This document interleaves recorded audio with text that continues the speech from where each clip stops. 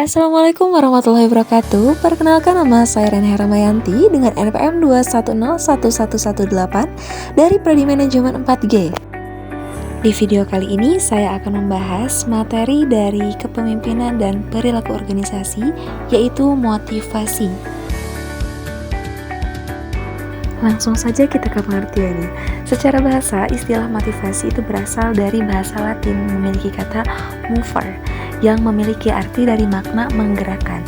Motivasi juga memiliki arti dari beberapa ahli bahasa, seperti menurut Wiener tahun 1990. Motivasi diartikan sebagai keadaan di mana diri manusia membangkitkan serta membangun dirinya sendiri untuk segera bertindak. Tindakan tersebut didasari atas keinginan mencapai suatu tujuan dan agar diri kita tetap terpacu pada suatu kegiatan tertentu. Yang selanjutnya itu ada motivasi kerja. Motivasi kerja adalah suatu hal yang berasal dari internal individu yang menimbulkan dorongan atau semangat untuk bekerja keras. Nah, di sini ada faktor yang mempengaruhi. Yang pertama ada faktor intrinsik. Nah, jadi faktor intrinsik itu faktor yang timbul berasal dari dalam diri sendiri. Nah, indikatornya keinginan untuk berprestasi, untuk maju, dan memiliki kehidupan pribadi. Kebalikan dari faktor intrinsik yaitu ada faktor ekstrinsik. Jadi faktor ekstrinsik yaitu faktor yang berasal dari luar. Nah, indikatornya yaitu pekerjaan itu sendiri, keamanan kerja, gaji, penghasilan yang layak, dan masih banyak lainnya.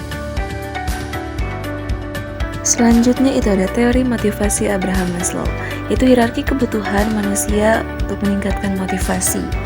Yang pertama itu ada physiological needs, yaitu kebutuhan fisiologi untuk mencakup kebutuhan-kebutuhan dasar yang dibutuhkan oleh manusia, seperti makan, minum, pakaian, tempat tinggal, dan lain sebagainya. Manusia yang berada pada hierarki kebutuhan tingkat ini jelas tidak mementingkan kehormatan, uang, tabungan, ataupun lain sejenisnya. Selanjutnya itu ada safety needs, yaitu kebutuhan tingkat 2, akan membuat manusia membangun motivasi pada dirinya untuk segera memiliki rumah sebagai tempat berlindung. Yang ketiga itu ada social needs, yaitu pada kebutuhan tingkat 3 manusia akan berusaha untuk berkenalan dan menemukan orang yang dapat mereka percayai. Yang keempat itu ada esteem needs, yaitu kebutuhan pada tingkat 4 menyangkut tentang kehormatan. Manusia akan membangun motivasi agar mereka dapat dihormati dan dihargai oleh orang lain. Tentu mereka harus mendapatkan nama, gelar, serta status. Dan yang kelima itu ada self-actualization. Jadi pada tingkat terakhir manusia memiliki keinginan agar mereka bisa berguna dan dapat diandalkan oleh orang lain. Jadi tingkatan ini cenderung membuat manusia memiliki keinginan untuk menjadi pemimpin dari suatu organisasi agar memiliki kekuasaan dan dapat melakukan perubahan. Yang selanjutnya itu ada teori motivasi Douglas McGregor di X dan Y, dan teori ini dikenal sebagai teori yang digunakan sebagai pembagi mengenai pandangan sifat alami yang dimiliki manusia. Di pandangan tersebut dibagi menjadi 2. Hal itu yang menyebabkan penamaan X dan Y pada teori ini. Selanjutnya itu ada teori Max Lelland. Jadi teori motivasi Max Lelland, kebutuhan dalam teori ini terbagi menjadi 3 poin penting yang dikemukakan oleh Max Lelland. Jadi menurut beliau, seorang dapat meraih motivasi menggunakan 3 hal, yakni motivasi untuk mencapai prestasi, motivasi untuk memiliki koneksi, dan yang terakhir adalah motivasi untuk memiliki kekuasaan. Jadi ketiga motivasi ini tentu mustahil untuk dapat diturunkan kepada keturunan kita, tetapi motivasi ini bisa dibangun sendiri. Selanjutnya itu ada teori motivasi Herzberg, yaitu two-factor theory. Pertama ada motivator factor, yaitu motivasi seseorang sangat bergantung pada bagaimana motivatornya memberikan sebuah motivasi pada seseorang. Jadi saat sedang bekerja, tentu seseorang memerlukan adanya sebuah dorongan yang datangnya dari orang lain.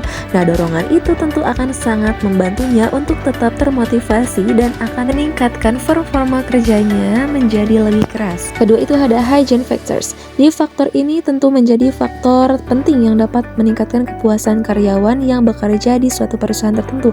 Apabila faktor ini tidak terpenuhi, tentu akan membuat karyawan tidak selera dan kehilangan motivasi untuk bekerja karena melihat ruang kerja atau tempat kerja yang tidak nyaman untuk mereka. Yang selanjutnya itu ada teori motivasi Edwin Luke. Edwin Luke menjelaskan, untuk meningkatkan motivasi pada karyawan, hendaklah menciptakan hubungan antara tujuan, produktivitas, dan engagement yang dimiliki oleh anggota dari kelompok kerja tersebut. Edwin Luke juga menyebutkan kelima prinsip yang bisa diterapkan guna tercapainya kesuksesan dari kelompok kerja. Kelima prinsip itu adalah kejelasan atau clarity, tantangan atau challenge, komitmen atau commitment, timbal balik atau feedback, dan yang terakhir melengkapi tugas yaitu test complexity. Sekian apa yang dapat saya sampaikan dari materi motivasi ini. Mudah-mudahan bermanfaat. Mohon maaf bila ada kekurangan. Terima kasih. Wassalamualaikum warahmatullahi wabarakatuh.